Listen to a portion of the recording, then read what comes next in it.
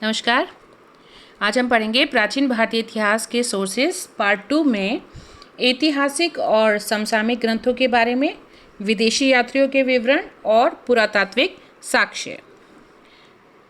ऐतिहासिक और समसामयिक ग्रंथ, जिन्हें अर्ध ऐतिहासिक और लौकिक साहित्य भी कहते हैं, इसमें हैं अर्थशास्त्र। संभवतः ये भारत का पहला राजनीतिक ग्रंथ है जिसकी रचना कौटिल्य ने की है। कौटिल्य को चाणक्य और विष्णुगुप्त के नाम से भी जानते हैं। ये सुप्रसिद्ध राजनीतिज्ञ और चंद्रगुप्त मौर्य के प्रधानमंत्री थे। मौर्यकालीन इतिहास और प्राचीन भारतीय राजतंत्र तथा अर्थव्यवस्था की जानकारी हमें अर्थशास्त्र से मिलती है। यह एक महत्वपूर्ण विधि ग्रंथ है और ये 15 अधिकरणों यानी खंडों में विभाजित है। मुद्रा राक्षस, इसकी रचना की है विशाखदत्त ने। 4वीं शताब्दी के उत्तरार्ध और 5वीं शताब्दी के पूर्वार्ध के समय की है। इसमें उनके गुरु चाणक्य के विषय की जानकारी मिलती है। नंद वंश के पतन और मौर्य वंश की स्थापना की जानकारी भी हमें मुद्रा राक्षस से मिलती है।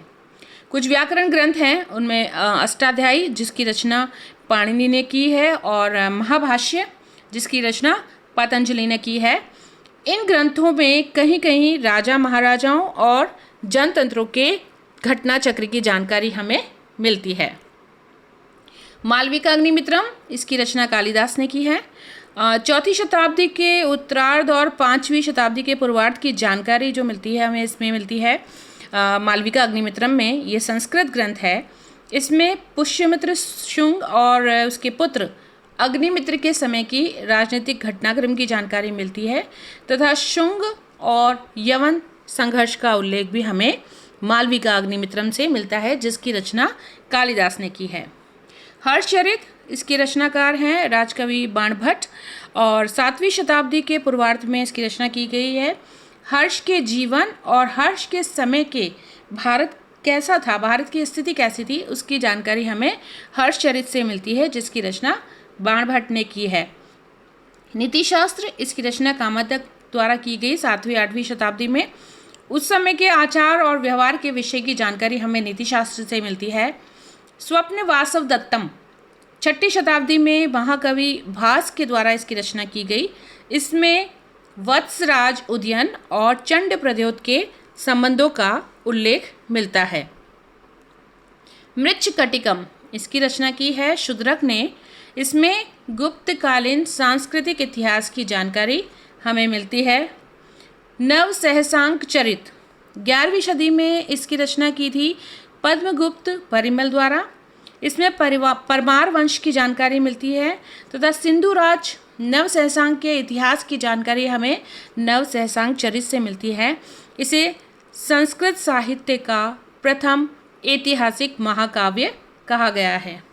राजतरंगिणी, इसकी रचना कल्हण द्वारा 12वीं शताब्दी में, और इसमें कश्मीर के संपूर्ण इतिहास की जानकारी मिलती है। तो कल्हण द्वारा रचित राजतरंगिणी से हमें कश्मीर के इतिहास की जानकारी मिलती है। प्रबंध चिंतामणि, 1305 ईस्वी में इसकी रचना आचार्य मेरुतुंग ने की थी और जैन साहित्य का ये महत्वपूर्ण ग्रंथ है। रसमाला, इसकी रचना सोमेश्वर द्वारा की गई।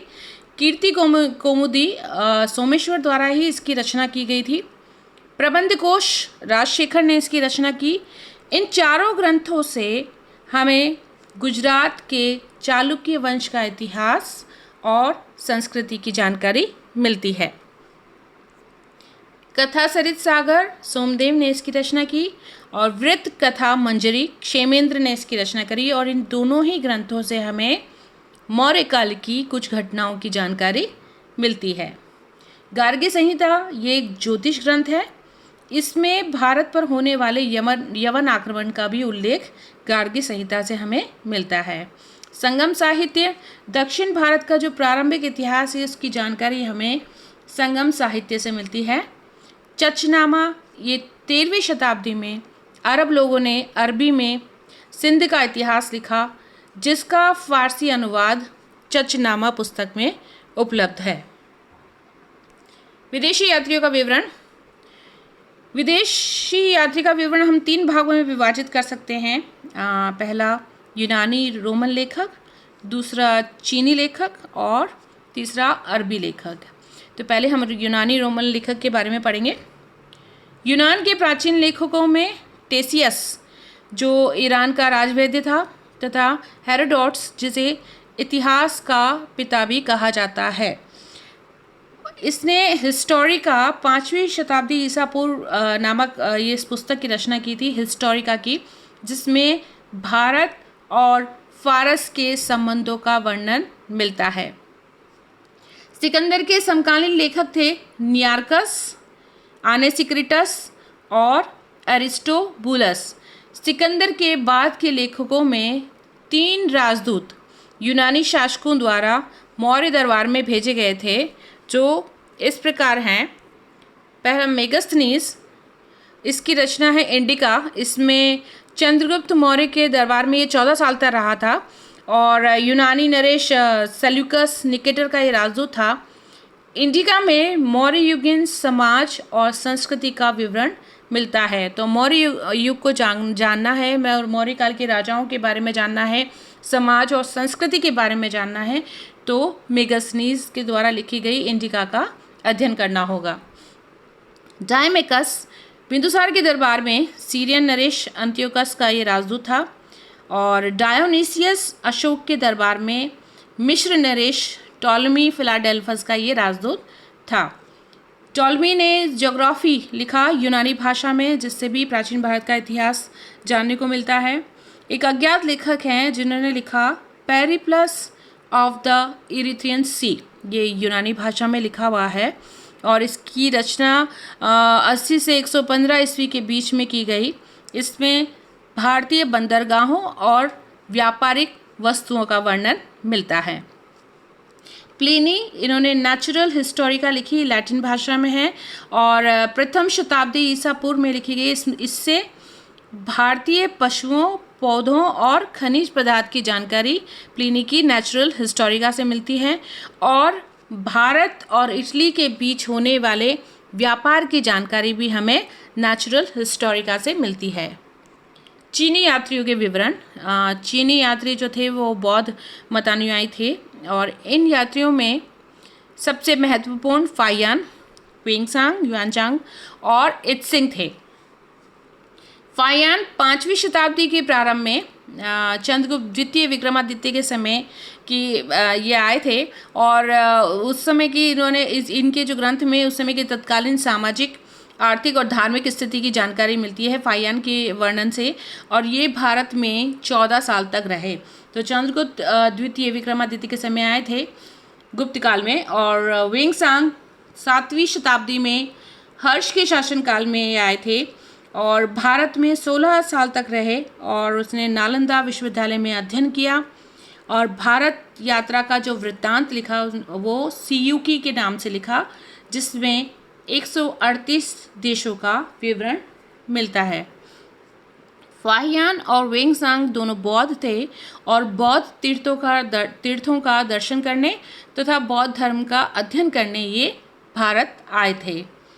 तीसरे इत्सिंग 7वीं शताब्दी के अंत में ये भारत आए और बहुत समय तक विक्रमशिला और नालंदा विश्वविद्यालय में रहे और उसने बौद्ध शिक्षा संस्थाओं और भारतीयों की वेशभूषा, खान-पान आदि के बारे में लिखा है। मातवालिन, हर्ष के पूर्वी अभियान की जानकारी हमें मातवालिन के वर्णन से मिलती है। चाओजुकुआ, ये चोलकालीन इतिहास की जानकारी हमें इनके विवरण से मिलती है। अरबी यात्रियों का विवरण। अरबी यात्रियों और लेखकों के विवरण से हमें पूर्व मध्यकालीन भारत के समाज और संस्कृति की जानकारी मिलती है। उसमें है अल बरूनी, 11वीं शताब्दी में महमूद गजनबी के साथ ये भारत आया और इसने एक ग्रंथ लिखा तहकीक हिंद, जिसे किताबुल हिंद भी कहते हैं। उसमें राजपूतकालीन समाज, धर्म और रीति रिवाज की जानकारी मिलती है। महमूद गजनबी ने और इन्हें राज ज्योतिषी का पद दिया और अल बरूनी जो थे वो ज्योतिष, गणित, विज्ञान, अरबी, फारसी और संस्कृत का अच्छा ज्ञाता था। वो भगवत गीता से विशेष रूप से प्रभावित था। सुलेमान, एक और अरबी यात्री, ये 9वीं शताब्दी में भारत आया और इसने पाल और प्रतिहार शासकों के तत्कालीन आर्थिक, राजनीतिक और सामाजिक दशा का वर्णन किया। अल मसूदी ये बगदाद यात्री 10वीं शताब्दी में भारत आया और इसने राष्ट्रकूट और प्रतिहार शासकों के विषय में वर्णन किया। फारसी लेखकों का भी विवरण मिलता है शाहनामा ग्रंथ में, जिसकी रचना की फिरदौसी ने, तबकात-ए नासिरी जिसकी रचना की मिनहाज उस सिराज, और तारीख़ फ़िरोज़ शाही जिसकी रचना की ज़ियाउद्दीन बरनी। तो इनके ग्रंथों से भी हमें प्राचीन भारत का इतिहास जानने को मिलता है। यूरोपियन यात्रियों में 13वीं शताब्दी में वेनिस इटली से आए यात्री थे मार्को पोलो। इनके द्वारा दक्षिण के पांड्य राज्य के विषय में जानकारी हमें मार्को पोलो के विवरण से मिलती है। अब पढ़ेंगे हम पुरातात्विक साक्ष्य। पुरातात्विक साक्ष्य के अंतर्गत मुख्यतः अभिलेख, सिक्के, स्मारक, भवन और मूर्तिकला आते हैं। अभिलेख ये इतिहास निर्माण में सहायक पुरातात्विक सामग्रियों में अभिलेख जो हैं वो सबसे महत्वपूर्ण स्थान है उनका।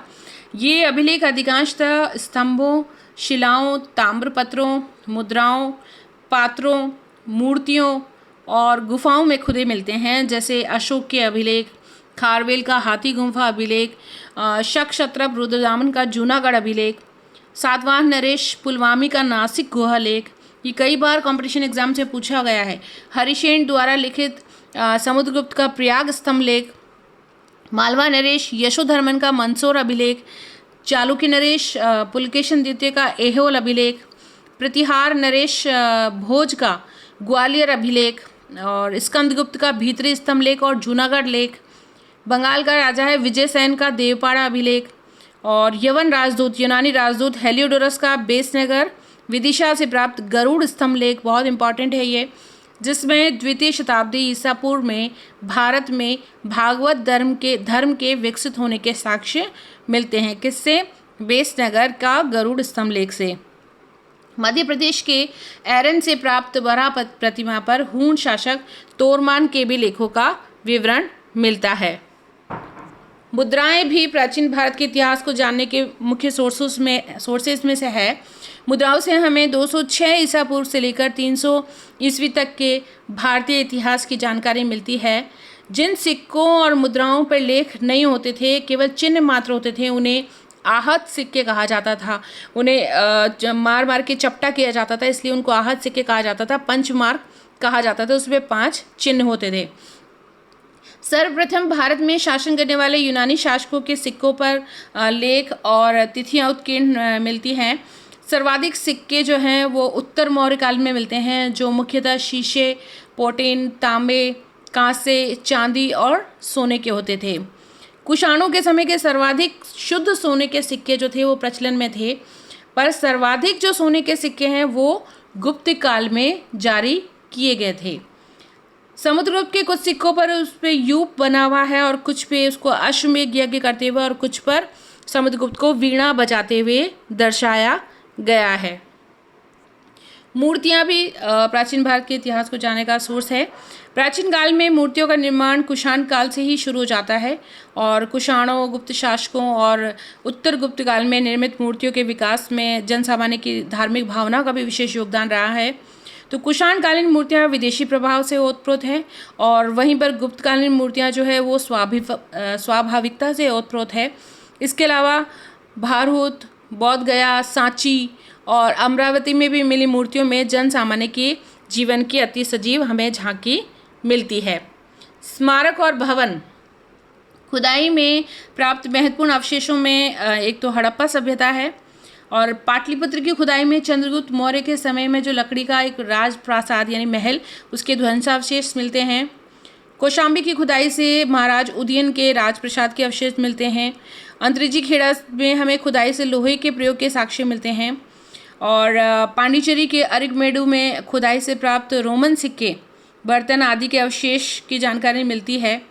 और उस समय के मंदिर निर्माण की प्रचलित शैलियों में उत्तर भारत में नागर शैली में मंदिर बनाए गए हैं, दक्षिण भारत में द्रविड़ शैली और दक्षिणापथ में वैश्य शैली जो है वो नागर और द्रविड़ शैली का मिक्स है। और 8वीं शताब्दी में जावा में निर्मित बोरोबुदुर मंदिर जो कि बौद्ध धर्म की महायान शाखा के प्रचलित होने का प्रमाण देता है। तो ये हमने पढ़ा प्राचीन भारतीय इतिहास के जानने के सोर्सेज कौन कौन से हैं।